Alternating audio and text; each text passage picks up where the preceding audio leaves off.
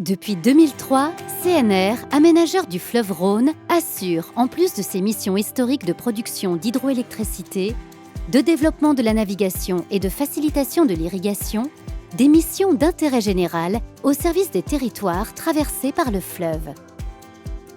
Dans le cadre de la promulgation de la loi d'aménagement du Rhône, qui acte la prolongation de la concession du Rhône à CNR jusqu'en 2041, les missions d'intérêt général évoluent pour devenir les plans synchrones.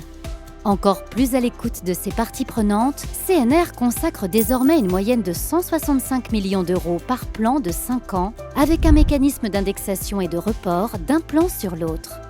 Ces montants sont répartis sur 5 volets, comme dans le premier plan synchrone qui a débuté en 2022.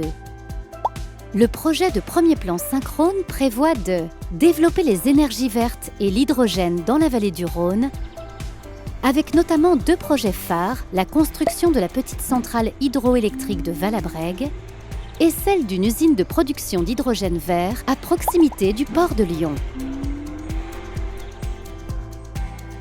Renforcer la navigation sur le Rhône et les sites industriels et portuaires avec le développement des ports de fret, dont le port de Lyon, et d'un tourisme fluvial plus respectueux de l'environnement, avec notamment l'installation de bornes électriques haute puissance pour le raccordement des bateaux en escale. Contribuer à adapter l'agriculture du sillon rhodanien en optimisant les réseaux d'irrigation pour économiser l'eau, en optimisant la consommation électrique des exploitants agricoles et en soutenant cette adaptation, notamment à travers des appels à projets. Favoriser un corridor plus vivant et dynamique en poursuivant la restauration des vieux Rhônes, en protégeant la biodiversité terrestre et aquatique et en conduisant des actions d'amélioration de la connaissance et des partenariats avec le monde scientifique.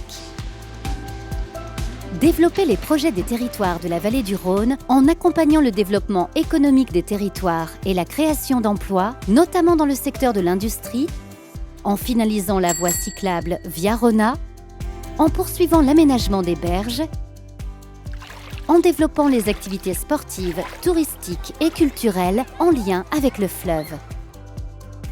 Au regard des défis économiques et industriels actuels, le premier plan synchrone est doté de 173 millions d'euros et a pour ambition d'accompagner les projets qui intègrent dans leur conception ou dans leurs objectifs des composantes fortes en termes de création d'emplois, d'innovation et de capacité à faire émerger des technologies nouvelles et de rupture, et d'ancrage territorial.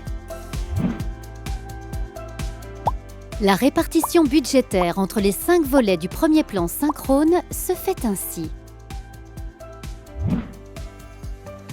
Concrètement, CNR porte directement certains de ces projets et accompagne aussi financièrement des projets portés par les acteurs des territoires rhodaniens, notamment à travers des appels à projets. Le comité de suivi de la concession est associé à la préparation et au suivi des plans synchrones. L'État est garant du bon usage des financements du plan synchrone. 2022-2027, 5 années pour déployer le premier plan synchrone. L'énergie de CNR au cœur des territoires.